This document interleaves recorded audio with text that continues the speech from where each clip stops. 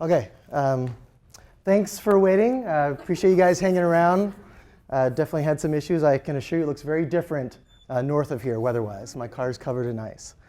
Passed quite a few cars and ditches too, so I'm thankful that I made it on time.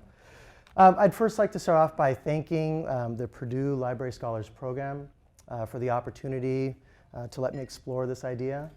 I'd also like to acknowledge the help of Sammy Chapman, who's the science librarian at Purdue Calumet, for helping me. Got some funny looks from him when I kind of sat down and explained to him my idea. Thank you. So, but he was very helpful in obviously putting together a letter of support for me and ultimately allowing me to get selected to pursue this idea. So I've changed my title here a bit. I've referred to as John Franklin Enders, The Education of John Enders, Friends, Mentors, and Microbes. So I'll tell you a little bit about myself and how I came across this idea. So my background is in immunology. So I'm interested in the immune system and how we defend ourselves against viruses and bacteria. And a number of years ago, I had the opportunity to begin to develop a new course offering for our undergraduate and graduate students, a course in virology, which is the study of viruses, and teach a number of other microbiology courses. And one of the things I love about teaching microbiology is that it's very contemporary, right? There's always things in the news that we hear about that I can draw upon to emphasize and relate to students how microbiology affects our everyday lives. And the study of viruses in particular is no different. So we've seen, for example, over the last year, images like this.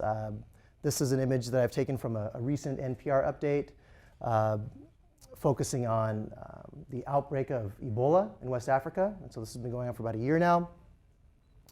In addition, more recently, we've heard about, to some extent, a resurgence of measles, an outbreak in measles, very likely due to individuals who've selected or opted not to administer this particular vaccine to their children. So viruses are something that we hear about quite often. We don't need an extensive background in virology to understand what I'm going to talk about with you today. I think if we can appreciate that viruses certainly do cause very significant infectious diseases, not only in humans but animals as well. And the other really key point is that these things are very, very, very small. So we require special instruments and techniques to work with viruses. So as I was evaluating textbooks, trying to select a text that I could use for this course, as I was doing some kind of non-textbook reading about vaccines and whatnot, one name kept coming up again and again and again, and that's John Enders. So obviously I wanted to learn more about John Franklin Enders, and what I found was very, very surprising. So I'm finding this guy's name in textbooks about viruses. And when I look into his background, I found that it was interesting that he actually studied English at Yale as an undergraduate. And then later on went on to pursue advanced studies in the sciences. But his education has been described as unconventional in terms of how he got into sciences. So as I mentioned, he studied English. And after he graduated, spent some time, about a year, serving in the military. And after that, worked at a bank, fooled around with some real estate, but nothing really panned out for John. So what he decided to do, probably at the encouragement of his parents, was to go to graduate school. And he started a PhD program studying literature again. And in fact, he published. So he was down the road pursuing studies in English. And this was his first publication as part of that doctoral program, where he happened to publish a paper. I don't know if I've got here a... Excellent. OK. He's got a paper here on the use of the term neometry in this centuries-old play called A Staple of News. And what I really found was interesting was how did John go from this to this just a few years later? And so in 1954, this is an image at the Nobel Prize ceremony. In 1954, John Enders, along with his colleagues Wellers and Robbins, were awarded the Nobel Prize. And this wasn't in literature. This was in physiology or medicine. So I thought to myself, there's a really interesting story here. I'd like to learn more. And I was quite frustrated at the fact that I couldn't find any information. I mean, aside from what was available from a bibliographical standpoint on the Nobel Prize website, Wikipedia, these types of things, there's not a lot of information out there. There's, for example, is not a bibliography about this guy. And yet, in this short talk today, I hope to convince you that he's had a significant impact in all of our lives. Fortunately, I was able to learn that upon his death, Dr. Ender's wife went ahead and donated a series of collections that she had. And so this was to Yale University at the Sterling Memorial Library, which houses their archives. So this archive consists of personal correspondence, lab notebooks, and other works that he held on to. And so what I wanted to do was to see if there was something more that I could learn by taking advantage of this archive. So applied for the grant, thankfully got it, and last May went out to Connecticut to dive into some archives research. So if one thing's not obvious from this, this is very, very new to me. Okay, I'm used to spending my time in like a lab. So going here, I kind of had to learn, what I was doing with boxes and things like that. And so what I wanted to do was to kind of share with you what I thought I would find going in, and some kind of common themes that have emerged from the information that I was able to obtain. And so I've got three themes for us, and this is the first. What you're looking at here is kind of cool, and I hope that you appreciate it as much as I do. So it's obviously a laboratory notebook. But what we're looking at here is experiment 39A, and I'll just decipher this for you. So this is early 1954, and this is attempted measles isolation in human kidney. So this is actually the series of experiments that was done to isolate measles virus. And it was this virus that these guys end up isolating that was used by Ender's lab to develop the measles vaccine. So there's a lot of cool stuff going on here. Let's take a look, right? First thing, what you'll notice here is that they're highlighting case of David Edmonston, age 13, at the Fay School. So I don't know about your background, but I certainly never had, number one, outbreaks of measles when I was growing up. And I never had physicians coming to my classroom for any reason. But what we've got here is Ender's colleagues were alerted to the fact that there was a suspected measles outbreak. So he and his colleagues went to the school and collected samples from the children. It's not entirely clear if they had parental consent, if parents knew that these physicians were going to be coming in and taking, and I'll show you the samples that they were taking. It's certainly not clear if David had a choice in whether he wanted to donate his samples. So there's a lot going on. The other thing you'll notice is the tissues that they're working in. We have to keep in mind that this was a time when not only the scientific community, but Ender's lab itself was developing this techniques that were used to work with viruses. And viruses require other cells to grow. And what was interesting going through these is they were getting donations from hospitals, a lot of times from fetuses, right? So I found a lot of very interesting information about some of the legislation that was going back and forth, a lot of letters signed by Enders advocating for continued use of these types of tissues. But what I want to highlight here is that in this particular case, David Edmonston ended up providing a number of tissue samples. This is not going to show up, but what we're looking at here is some blood, a throat gargle a number of times. There's some stool sample. So lots of samples that were taken. And at the end of the day, these guys end up successfully isolating and being able to maintain in culture this virus. So fast forward a few years later, this is early 1961, we've isolated the virus. The lab has successfully generated an attenuated or weakened strain of measles that can be used for the vaccine. And there was a special on CBS kind of commemorating this event and the release into the public of this vaccine. So what we've got here is John Enders. This is now a 19-year-old David Edmonston. And so this particular strain, which came from this young man, has had a significant impact in the field. I found a number of snapshots that were taken from this CBS special. I love some of the props here, right? Because we've got a microscope, some test tubes, a Bunsen burner. Hopefully there's no fluid here. It's absolutely unnecessary, right? It's pure props, but I still like that they're making an effort here. One of the things that I found in this collection that Enders held on to were notes that he received from the public.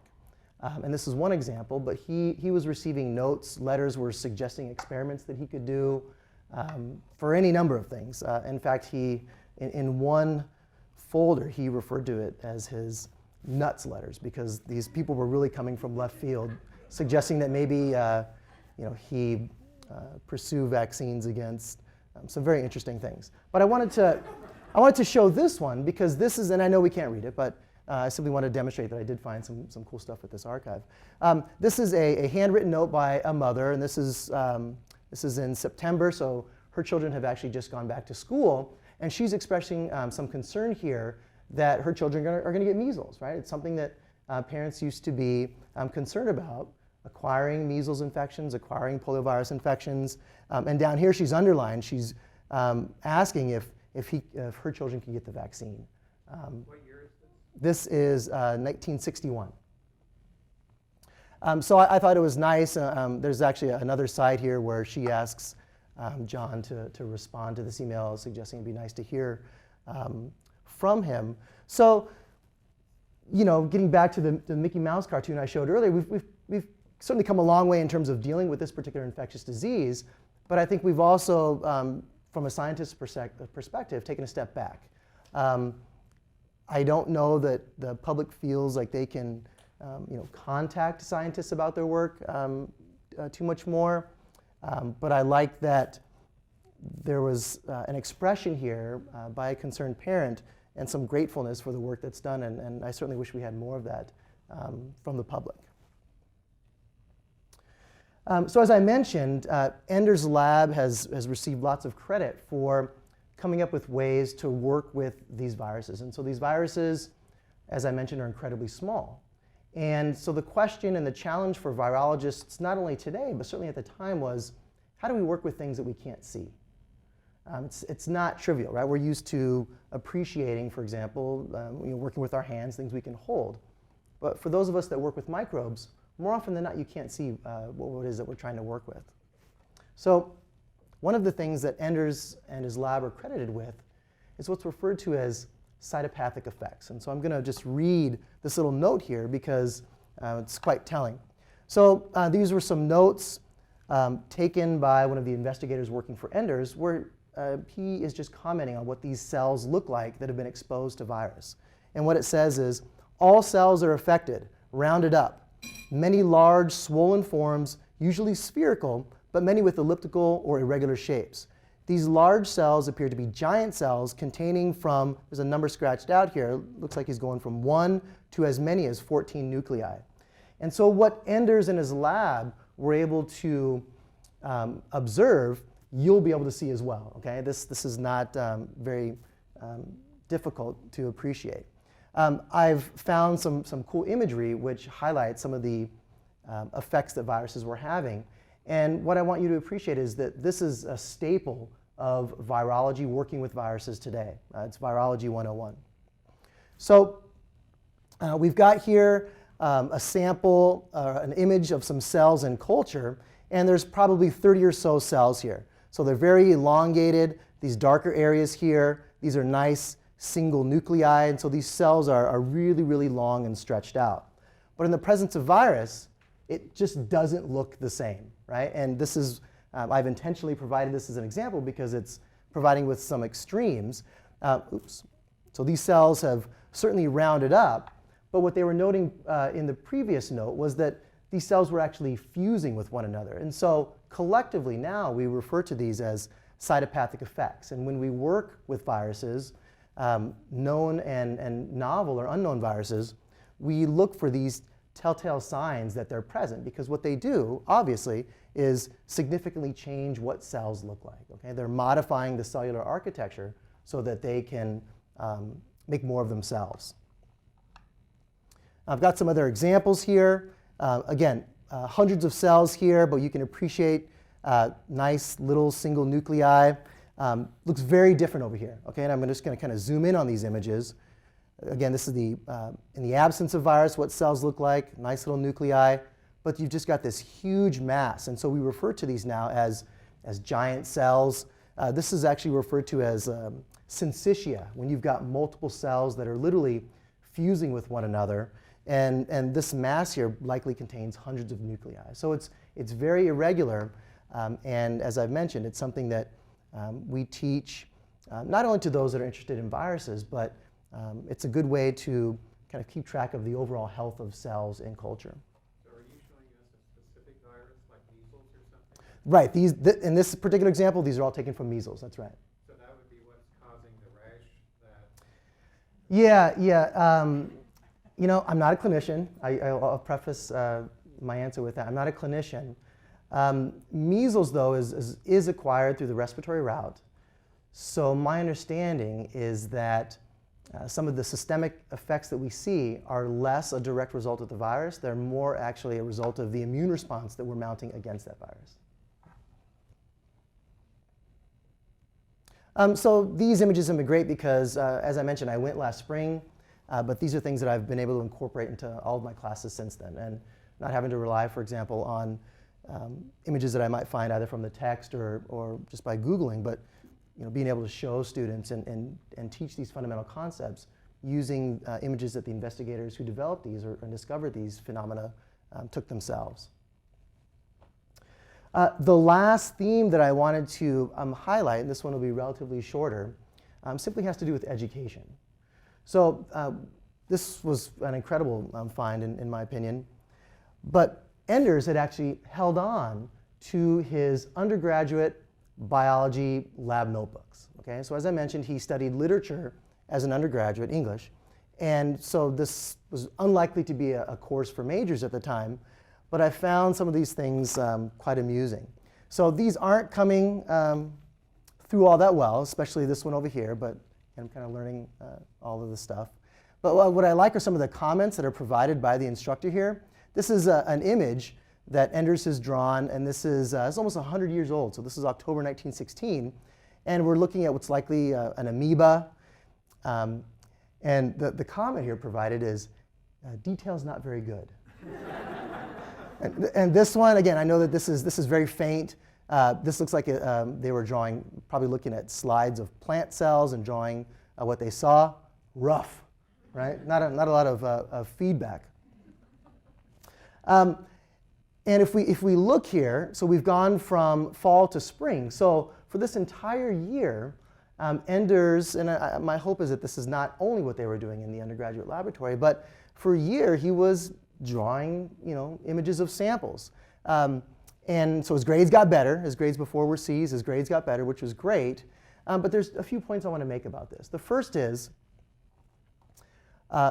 this is not all that dissimilar from what we currently do today. And as an instructor in the biological sciences, this being 100 years old, that's a bit disheartening, actually, right? Because I meant to actually incorporate some of the slides here, but I can show you our Bio 101 laboratory notebook, and we find all the same things. We find the bumblebees, we find the frogs, we find crawfish and the single cells. Ask students to draw images and things of what they see. It's a little troubling, actually, that 100 years later we're essentially doing very similar things. We need to rethink, I think, what we do in some of these introductory classes. Right? The other point to that, to kind of dovetail or piggyback on that point, is he wasn't a biology major, right? And so the things that he was doing for a year in his biology class, they weren't enough to capture his interest, right? He continued his studies in English. So these exercises were boring. And in fact, what's interesting, what I haven't told you, is exactly how he got into science. And so he didn't get into science by drawing pictures of bumblebees and crawfish. So when he was a graduate student pursuing a degree in literature, fortuitously, he had a roommate who was in sciences, a guy by the name of Hugh Ward. So at the end of the day, these guys were hanging out and talking about what they were doing. And Enders thought, hey, that sounds kind of cool. I want to go do that. And he approached a giant in the field of microbiology, a guy by the name of Hans Zimnmer. And I have to imagine that that had to be very odd conversation, right? Here's a guy pursuing a PhD in literature who all of a sudden wants to study what at the time happened to be bacteria and bacterial pathogenesis. Fortunately for John Enders, Hans accepted, allowed John to come to his lab, and John Enders took off, right? He had a very, very successful career. So I think it's interesting that some of the things that we do from an educational standpoint early on aren't enough to do this, which is to get students interested in scientific research, pursuing what's now referred to, right? The key word is STEMs, science, technology, engineering, and math.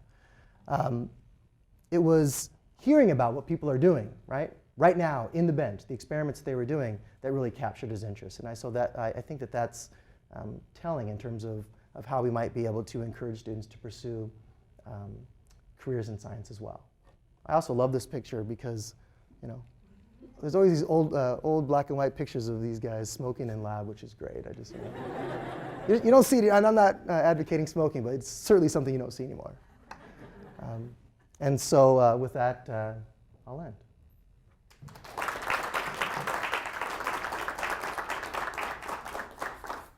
I'm happy to answer questions if you guys have them. So what was his lifespan? When was he born and when did he die? I can't remember when he was born. He passed away in 1985. So if he was in college in 17, you said. Right. He was born around 1900 or Just before, yeah. See something over here? Okay. I just wanted to advocate a little bit different view. You said he was bored as an undergraduate and chose another path, but I like to think that maybe there was something there that got planted that just took a long time to... That's true, right? Certainly. Yeah, I certainly don't mean to, if I said that, it's, just because I got out of the car, right? Yeah. Right, no, that's fine. No, certainly that's very true. That's very true, although that is a very kind of like slow boil, because as I mentioned, he continued his studies in undergraduate and dabbled in a few other things, a lot of other things actually, before really coming full circle. But that certainly is a different way of thinking about it, this kind of like slow boil. Yes? I was just thinking the connection between him becoming interested in sciences in the graduate program. You might also to look how that connection was made at university archives or student records. Sure. He couldn't have just jumped into, even within that lab, you just don't walk into a lab. They would have required him to probably maybe take some courses or sit in on some lectures or... And that's one thing that I did look into, seeing if I could get, for example, access to not only undergraduate records, but his graduate work was actually at Harvard, so that would be pursuing a different line. But yeah, I've definitely thought about that. I'll tell you, the impression from what I've been able to find up to this point is that it's literally like, okay, one day I'm going here, the next day I'm walking into the lab, and I'm going to learn from these people that are doing. Certainly, the time frames that we're talking. 20s and 30s, things were a little bit simpler then in terms of what this body of knowledge that you needed to know wasn't as large as we require students to have now. Yeah, it's a really, really cool story, but what you're doing is history. I just wanted to let you know that as a historian. Sure. Oh no, yeah. Oh, I love it. Oh no, for sure. Yeah, that's the other thing is, when I had put in my application, I was interested in the lab notebooks. I wanted to see if there were things maybe that never got published. However, he seems to have been pretty efficient at finding something and writing it up and getting it sent out immediately, which is really unheard of. But the other difficulty I didn't anticipate was, that I didn't think I would have trouble interpreting their lab notebooks. But when it's just like lots of pluses and minuses, I don't know what that means. I could read writing, but unless people are like writing things. So going through the lab notebooks wasn't as easy as I had anticipated. So I'm fortunate that what I didn't show is the tremendous amount of correspondence that I have to go through still between Enders and Ward. They maintained a strong relationship throughout their lives, and Ward ended up passing away first. But I'll be honest, reading some of those letters, especially when when Hugh Ward was a bit older and he was kind of incapacitated and couldn't be in the lab anymore, you know, I got a little teary-eyed, you know, and they were reminiscing about their days in the lab at Harvard, and it was pretty cool to see. So there's something there in terms of, you know, getting a story out of that correspondence. Yeah. Did he finish his PhD in literature? No. He did not. No. So if we look at his background, bachelor's in English, his PhD in bacteriology. He did finish a PhD in bacteriology. He did, yeah. He did. Yeah. The PhD, yeah. Hi, yeah. You're never going to believe this, but I'm Hugh Ward's granddaughter. That is unbelievable. I'm glad we're filming that, right? What a small world. That's crazy. Well, I'd like to talk to you after this, actually. Yeah. Well, thank you for your time and the questions, and I apologize for being late. Thank you for staying.